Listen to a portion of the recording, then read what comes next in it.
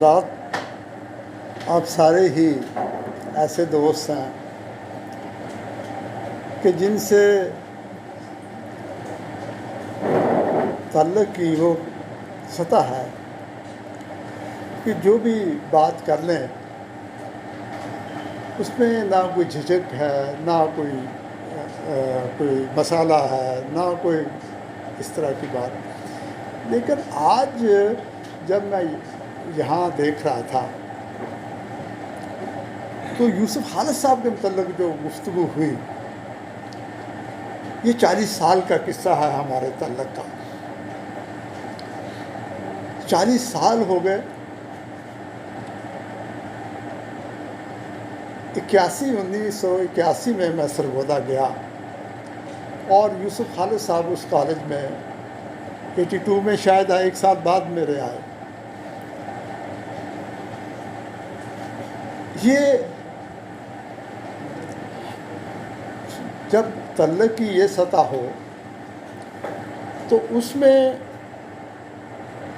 دو شخصوں کا، شخصیات کا یا دو لوگوں کا کوئی ایگریمنٹ ضرور ہوتا ہے۔ اب وہ ایگریمنٹ کیا تھا؟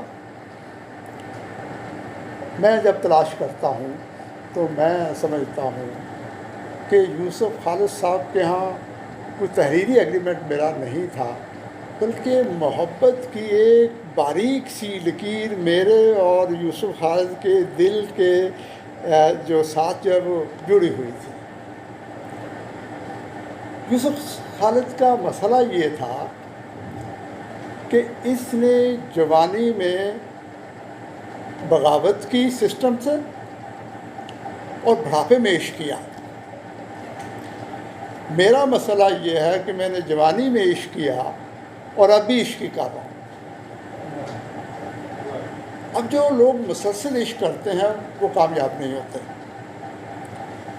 یوسف خالد اس لیے کامیاب ہو گیا کہ اس کے عشق میں پڑاؤ آتے رہے،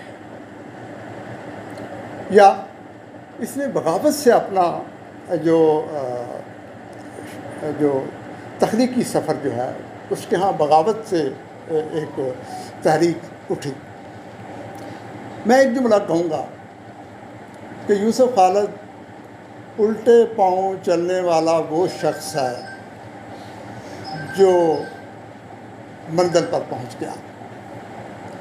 بہت سے لوگ سیدھا راستہ اختیار کرتے کرتے ناکام ہو جاتے ہیں، تو اس کے ہاں الٹے پاؤں جو کی مسافت ہے، جو اس کی شاعری کی مسافت ہے، میں اس کی بات کر رہا ہوں، یہ الٹے پاؤں کی مسافت ہے۔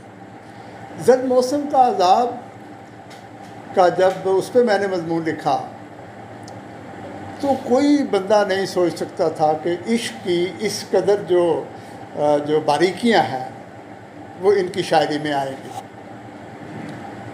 یہ سرگودا کے دوست بیٹھے ہوئے ہیں، کوئی نہیں جانتا تھا۔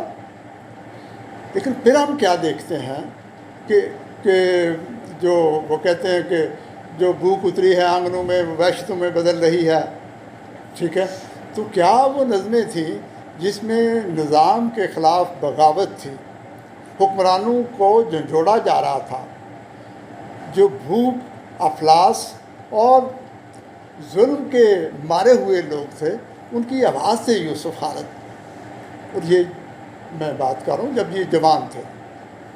عموماً جو شاعر ہوتے ہیں وہ اپنی ذات سے سفر شروع کرتے ہیں، محبت سے شاعری کا آغاز کرتے ہیں، اور پھر ان کا کہ ہاں وسعت آتی چلی جاتی ہے، وہ آفاقی دکھوں کو اپنا لیتے ہیں، جس طرح جتنے بھی بڑے لوگ ہوئے ان کا یہ معاملہ۔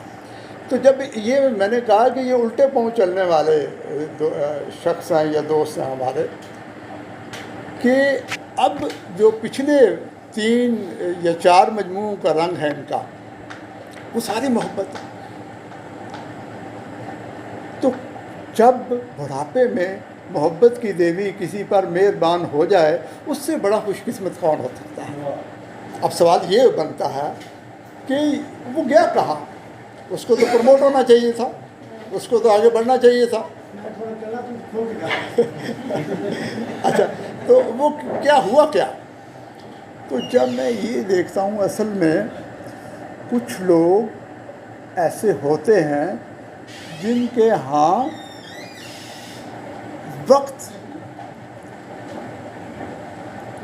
وقت جو ہے اس کی تقسیم الٹ ہوتی ہے، اور یہ وہ شخص ہیں. یہ بڑا زندہ دل آدمی ہے، اور اس زندگی کا اظہار ان کی گفتگو سے ہوتا رہتا ہے. ان کی شاعری کی بہت سی سطحیں ہیں. جیسے یہ دوستوں نے جو مضامین پڑھے، حیرت ہے کہ یوسف خالد کی پہ پڑھے گئے مضامین کا رنگ مختلف ہے. یہ جتنے دوستوں نے گفتگو کی ہے وہ سب کا رنگ الگ الگ ہے. تو اس کا مطلب یہ ہے کہ ان کی شاعری میں اتنی وسعت ہے، اتنی اس کے رنگ ہیں کہ کسی نے کوئی رنگ پکڑ لیا، کسی نے کوئی رنگ پکڑ لیا، کسی نے کوئی رنگ پکڑ لیا. ایسے لوگ، جیسے میں نے کہا کہ الٹے پاؤں چلنے والے لوگ کم ہوتے ہیں. ہاں، جنوں میں اور یہ جو بلائیں ہیں ان کے ہاں الٹے پاؤں چلنے کا رواج ہے. انسانوں میں یہ جو مخصوص لوگ ہوتے ہیں وہ اپنے کام پر لگے رہنے والے لوگ ہیں. اور جب یوسف خالد کو یہ سمجھ آ گئی کہ شاعری کیا ہے تو پھر اس نے شاعری کو چھوڑا نہیں ہے. یہ جو ہم دوست بات کر رہے تھے نا، لگاتار مجموعے آ رہے ہیں ان کے یا اس طرح سے، تو انہیں سمجھ آ گئی کہ یہ خدا کا کتنا بڑا فضل ہوتا ہے کسی آدمی، کتنا بڑا کرم ہوتا ہے یہ. ٹھیک ہے، یہ آپ لوگ جو ہیں یہ یاد رکھیے، آپ لوگ جتنی مرضی ڈگریاں لے لیں، جتنے بڑے آپ کے عہدے ہو جائیں، جتنی بڑی دولت آ جائے، جو خدا نے آپ کو لفظوں کی نعمت دی ہوئی ہے اس جیسی اور کوئی نعمت نہیں ہے. یہ کیا بات ہے کہ کسی آپ چلے جائیں کسی اپنا بیوروکریٹ کے پاس، وہ بھی شاعر بننے کی کوشش کرتا، شاعر بننا چاہتا ہوں، ٹھیک ہے، تو کیا بات ہے. آخر اس کی وجہ یہ ہے کہ ساری نعمتیں جس بندے کے پاس موجود ہیں بھی، تو وہ بھی یہ سمجھ رہا ہے کہ یار یہ شاعر، یہ ادیب، یہ لفظ والے، یہ بولنے والے، یہ لوگ تو بڑے اعلیٰ درجے کے لوگ ہیں. تو یہاں نقطہ یہ ہے کہ کیا ہم اس معاملے سے یا خدا کی اس رحمت سے مستفیض ہو رہے ہیں؟ کیا ہم اس کا حق ادا کر رہے ہیں؟ یہ بھی ایک نقطہ آپ دوستوں کے لیے چھوڑنے کے لیے ہے. ٹھیک ہے، اگر نہیں چھوڑے تو ہم اس کی نعمتوں کا استعمال صحیح نہیں کرتے. دوسری، ان کے ہاں نظم جو ہے اس سے ان کی شاعری نے توانائی دی، زد موسم کے عذاب سے بھی. اور نظم میں بڑی دبنگ تھی. ٹھیک ہے، اب ان سے ہم نے سننا بھی ہے. ٹھیک ہے، اور گفتگو کے وہ پہلو سارے تقریباً دوستوں نے وہ کر بھی لیے. جیسے میں نے کہا کہ ان کی نظموں کا میں پہلا جو نقاد ہوں یوسف خالد کا، میں ہی ہوں، اور میں چاہتا ہوں کہ آخری بھی میں ہی ہوں. اس لیے میری خواہش ہے کہ ان کی آخری کتابیں بھی چاہے 100 سال بعد چھپیں، اس کا دباچہ میں ہی لکھوں.